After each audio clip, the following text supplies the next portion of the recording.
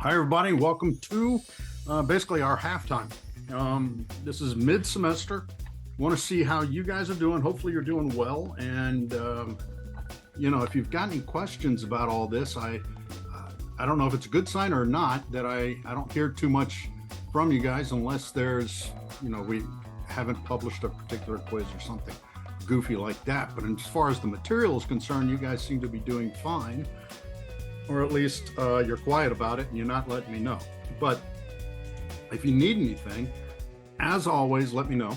And I'm available. This week we're going to be talking about the legal environments. Now, in the book, it's called the Nevada Gaming Regulations. And if I went into all the legal stuff at every jurisdiction across the country and in different countries, I would lose you if I haven't already lost you, because they are as different as the people in those particular jurisdictions are. We have, for example, Missouri, they opened up in St. Louis and Kansas City, they had some casinos that had to be on water at one time. The regulatory environment around that was such that every person that walked in, or every time a turnstile turned, the state would get a certain amount of money. So that was their form of taxing. And there was only certain kind of games that could go on. And when it was originally out there, I'm not sure what it is today, you could only bet up to a maximum, I think it was $200 per person per day or something like that. And if you do the math, that's a tough way to make a living. And from a casino standpoint, but nonetheless, they invested a lot of capital. They even put the casinos in basically bathtubs because they had to be on water. They had to be floating, which is one of the dumbest rules on the planet, but it was to appease some legislative body. And in Louisiana, believe it or not, when they first started in the regulations here, it had to be on a boat, on a river boat, and it had to sail. So you had 30,000 square feet of gaming is all they allowed, no more. So they would pack them in as tight as they could. They allowed smoking. You can imagine what that tight of a space is on a river boat, and it had to sail out in the Mississippi River or out in the Gulf of Mexico. So guess who? The only reason they would not sail is if the captain of the boat said it is too dangerous to get out on the river. So another whole revenue stream was set up for these boat captains. They would get out there and they'd say, I'll be darned, we can't sail today because there's a twig that's floating down the Mississippi River or whatever. So they would then get paid off by the gaming companies to keep those boats docked because people could come and go as they pleased. A much better revenue model for Louisiana at the time. They eventually did away with that. They eventually brought some of the casinos on land, and or at least had them dockside. They got I believe it's still at 30,000 square feet, but they allowed them to widen the distance between games. So it could go larger than 30,000, but only 30,000 square feet of those particular games. Now you can actually pass people in between, and they got away with the smoking. So you don't have to walk out of there not only having rubbed up against everybody, but you no longer smell like a cigar factory or a cigarette factory. Las Vegas is what the book covers.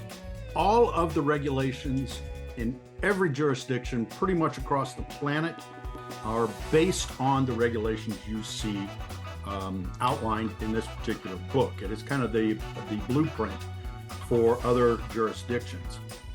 Now, I'm trying to think of other, the jurisdictions typically go by state.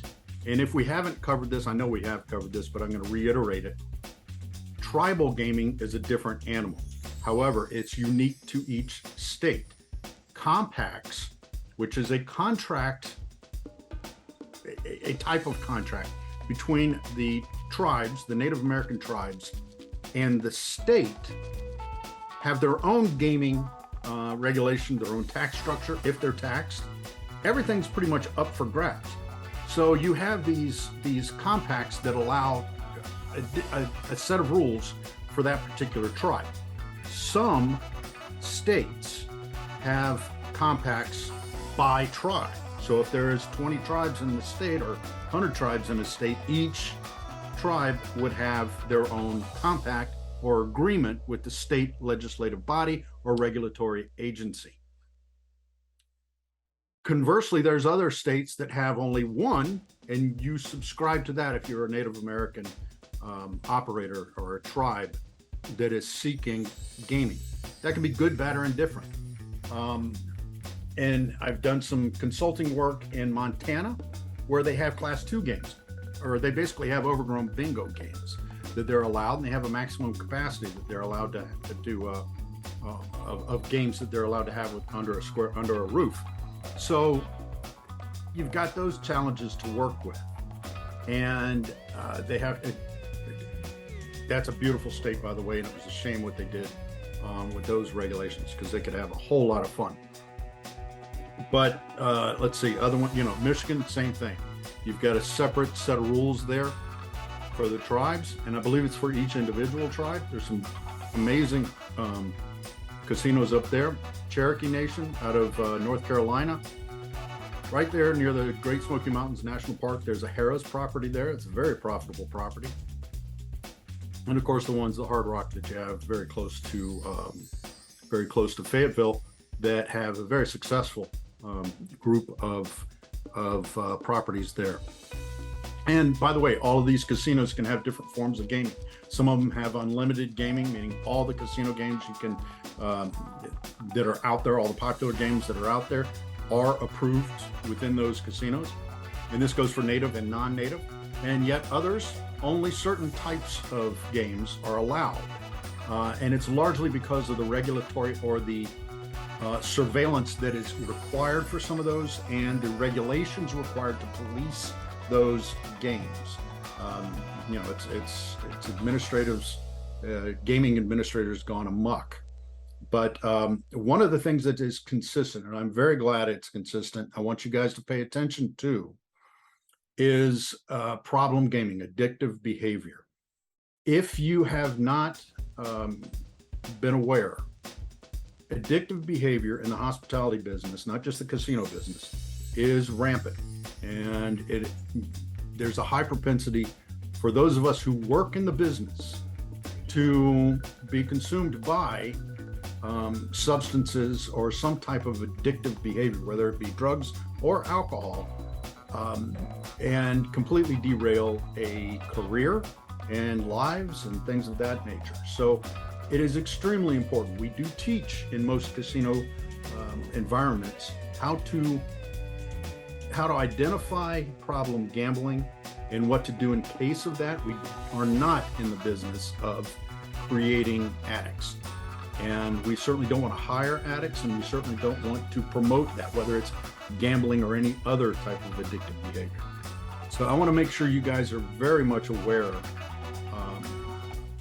and cautious of that, because it can harm a lot of people. We're here in the business of creating a good time, not in the business of destroying lives or businesses or anything like that. So there's the word of caution for that. Now, I was sad to see Arkansas that kick. I was sad to see it. I've not checked the spread coming up for any of my teams,